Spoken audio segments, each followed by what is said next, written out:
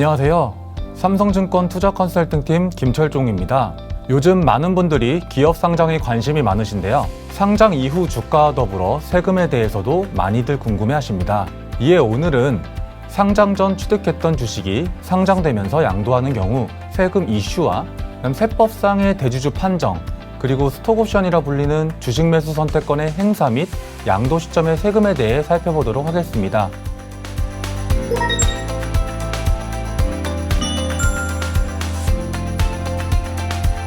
작년에는 비상장 주식이었다가 올해 상장하면서 주식을 매도하는 경우 이는 상장 주식의 양도에 해당하므로 소액주주에 해당한다면 양도 차익에 대해 양도세 과세 대상이 아닙니다. 하지만 세법에서 정하는 대주주에 해당한다면 양도 차익에 대해 양도세 신고 납부 의무가 발생합니다. 결국 세법상 대주주 판정이 중요한데요. 상장되는 종목의 대주주 판정 기준은 상장되는 시장의 대주주 요건을 따르게 됩니다. 만약 보유 중인 주식이 올해 코스피에 상장된 후 그 연도 중에 양도한다면 대주주 판정은 직전 사업연도 말 시가총액이 10억 원 이상인지 여부로 판정하는 것입니다. 여기서 시가총액의 계산은 소득세법상 기준시가를 적용하게 되는데 이는 직전 사업연도 말에는 비상장 주식이었기 때문입니다. 순손익가치와 순자산 가치를 가중평균하여 계산한 한 주당 평가액에 보유주식 수를 곱한 금액이 소득세법상 기준시가가 되는데요.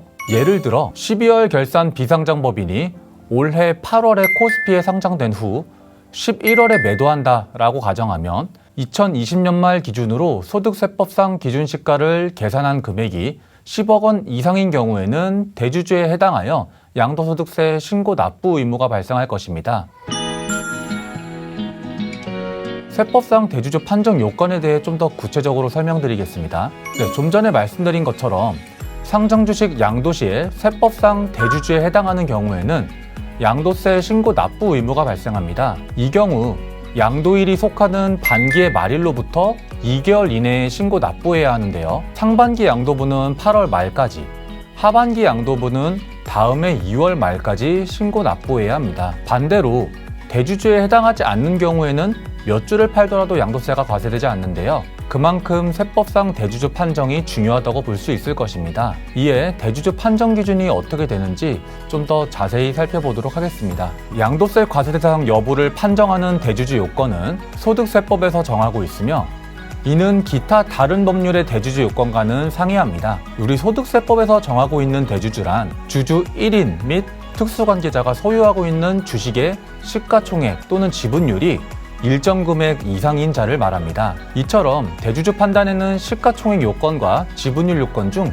어느 하나만 충족하더라도 대주주에 해당하게 되는데 이 중 먼저 시가총액 요건부터 살펴보도록 하겠습니다. 2021년 중에 상장 주식을 장내에서 양도 시 직전 사업연도 말 주주 1인 및 특수관계자가 소유하고 있는 주식의 시가총액 합계액이 10억 원 이상인 경우에는 대주주에 해당합니다. 여기서 직전 사업연도 말이란 주식 발행법인의 결산월을 의미하는데 대부분 12월을 결산월로 두고 있습니다. 이 경우 2021년 중 양도, 그 경우에는 대주주 여부는 2020년 말 기준 10억 원 이상인지로 판단합니다. 다만 리츠 등 일부 법인은 결산월이 12월이 아닌 경우도 있고 연 2회 이상인 경우도 있으므로 유의하셔야 합니다. 다음으로 대주주 판단의 또 다른 요건인 지분율 요건에 대해 살펴보도록 하겠습니다. 2021년 중에 상장 주식을 장내에서 양도 시 직전 사업연도 말 주주 1인 및 특수관계자가 소유하고 있는 주식의 지분율이 코스피 1%, 코스닥 2%, 코넥스 4% 이상인 경우에는 대주주에 해당하게 됩니다. 다만 지분율 요건의 경우에는 시가총액 요건과는 달리 직전 사업연도 말 지분율 기준에 미달했다 하더라도 올해 중에 추가 취득으로 지분율 기준 이상 소유하게 되는 경우에는 그 시점부터 사업연도 말까지 대주주가 된다는 점에 유의하셔야 합니다.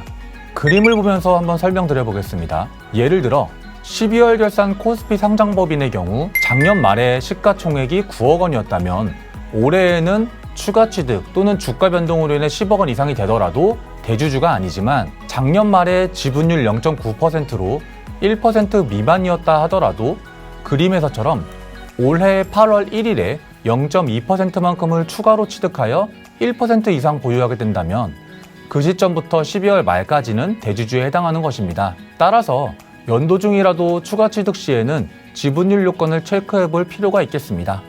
앞서 살펴본 시가총액 또는 지분율 요건은 본인과 특수관계자가 소유하고 있는 주식을 합하여 판정하는데요. 여기서 소유 주식을 합산해야 하는 특수관계자의 범위는 주주 1인 및 배우자, 직계존비속, 사실상 지배법인입니다. 다만 최대 주주 등에 해당하게 된다면 직계존비속이 아니라 6촌인의 혈족, 4촌인의 인척으로 그 범위가 확대된다는 점은 유의해 주시기 바랍니다. 직전 사면도 말 A 종목 주식을 본인 2억, 자녀 2억, 아버지 5억, 그리고 동생 2억씩 총 11억 원을 보유하고 있다고 가정해 보겠습니다. 여기서 최대주주라면 11억 원으로 대주주에 해당하지만 최대주주가 아니라면 형제는 합산해야 하는 특수관계자가 아니므로 9억 원으로 대주주가 아닐 것입니다. 네, 이처럼 대주주에 해당하지만 대주주가 아닌 것으로 잘못 판단해 무신고하게 될 경우 본세뿐만 아니라 가산세까지 물어내야 하기 때문에 앞서 말씀드린 내용을 잘 숙지하셔서 본인이 대주주에 해당하는지 여부를 확인 후에 양도하시기 바랍니다. 스톡옵션이란 회사의 임직원에게 일정 기간 내에 회사의 주식을 사전에 약정된 가격으로 약정된 수량만큼 매수할 수 있는 권리를 부여하는 제도를 말합니다. 임직원은 스톡옵션을 행사하여 약정된 가격으로 자기 회사 주식을 매수한 후 시장에 매도함으로써 차익을 얻게 되는 것입니다. 이러한 스톡옵션은 행사 시점, 주식 취득 후 양도 시점에서 과세 문제가 발생하게 됩니다. 우선 스톡옵션 행사로 주식을 취득하는 경우 행사 이익에 대하여 과세가 되는데요. 근무 중인 상태에서 행사했다면 근로소득세로 과세되며 퇴사 후 또는 상속으로 취득한 스톡옵션을 행사했다면 기타 소득세로 과세됩니다. 여기서 행사 이익이란 행사 당시의 시가와 행사 가격의 차이를 의미하며 행사 가격이란 주식을 매수할 수 있는 사전에 약정된 가격을 말합니다. 그런데 벤처기업 임직원인 경우에는 스톡옵션 행사 이익에 대해 혜택을 적용받을 수 있는데요. 비과세, 납부특례, 과세특례 이렇게 세 가지로 나눠볼 수 있습니다. 우선 벤처기업의 임직원이 2021년 12월 31일 이전에 부여받은 스톡옵션을 행사함으로써 얻는 이익 중 연 3천만 원 이내까지 비과세를 적용받을 수 있습니다. 둘째로는 벤처기업의 임직원이 스톡옵션 행사 시 회사의 납부특례 적용을 신청하는 경우에는 원천 징수되지 않고 본인이 직접 5년간 분할하여 납부할 수 있습니다. 이처럼 특례를 적용받은 벤처기업 임직원은 당해 연도에 종합소득세 납부 시 5분의 1을 우선 납부하고 이후 4년 동안 4분의 1씩 나누어 납부하게 됩니다. 네, 마지막으로 벤처기업 육성에 관한 특별조치법에 따른 스톡옵션이면서 행사일이 속하는 과세연도와 그 이전 2개 연도 총 3년간 전체 행사가액이 5억 원 이하인 적격 스톡옵션인 경우에는 행사 시점에 근로소득으로 과세하지 않고 향후 양도시 양도소득으로 과세하는 선택이 가능합니다. 다만 스톡옵션 행사로 취득한 주식을 증여하거나 행사일로부터 1년 이내에 처분하는 경우 또는 전체 행사가액이 5억 원을 초과하는 경우에는 소득세로 과세되니 유의하셔야 합니다. 또한 과세특례를 적용받아 양도소득과세로 선택한 경우에는 향후 양도시 발생하는 양도소득에 대해 세법상 대주주인지 여부에 관계없이 양도세로 신고 납부해야 합니다. 양도차익은 매도가액에서 행사가액을 차감한 금액이며 신고 납부 기간은 양도일이 속하는 반기 말일로부터 2개월 이내입니다. 스톡옵션 행사로 취득한 주식을 양도하는 경우에도 양도차익에 대해 세금 문제가 발생하게 되는데요. 양도 시점에 세법상 대주주에 해당한다면 양도차익에 대해 양도소득세 신고 납부 의무가 발생하게 됩니다. 대주주 판정은 앞서 설명드린 것과 동일한 기준을 적용하여 판단하며 양도세 과세특례를 선택한 경우에는 대주주에 해당하지 않더라도 양도세 신고 납부 의무가 발생한다는 점을 다시 한번 말씀드립니다. 네, 그런데 만약 계속해서 보유하다가 2023년 이후에 양도한다면 과세 방법이 달라지기 때문에 유의해야 합니다. 2023년부터는 금융세제에 큰 변화가 생기는데요.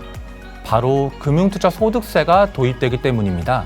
2023년부터는 국내 주식 양도 차익에 대해 대주주 여부에 관계없이 금융투자 소득으로 과세되어 22%에서 27.5%의 세금을 부담하게 됩니다.